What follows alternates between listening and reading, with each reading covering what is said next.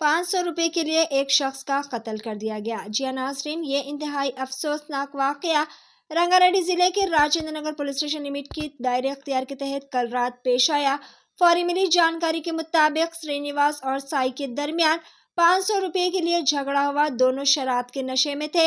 इन्होंने एक दूसरे पर हमला किया, जहां गुस्से में आकर श्रीनिवास ने साई के सर पर मिनहॉल के वजनी ढक्कन से हमला किया, जिसके नतीजे में साई की मौत हो गई। इत्तला के साथ ही मुतल्लिका पुलिस ने जायवाकों पर पहुंचकर सूरत हाल का जायजा लिया और लाश को पोस्टमार्टम के लिए उस्मानिया जनरल अस्पताल के मुर्दाखाना मुंतकिल कर दिया और इस सिलसिले में एक केस दर्ज करते हुए कातिल की तलाश शुरू कर दी है। आइए जानते हैं इस खुसूस में मजीद तफसीलात। इसी तरह की मजीद ताज़ा तरीन सूरत हाल से वाकिफ रहने के लिए चैनल को लाइक करें, शेयर करें, सब्सक्राइब करना ना भूलें।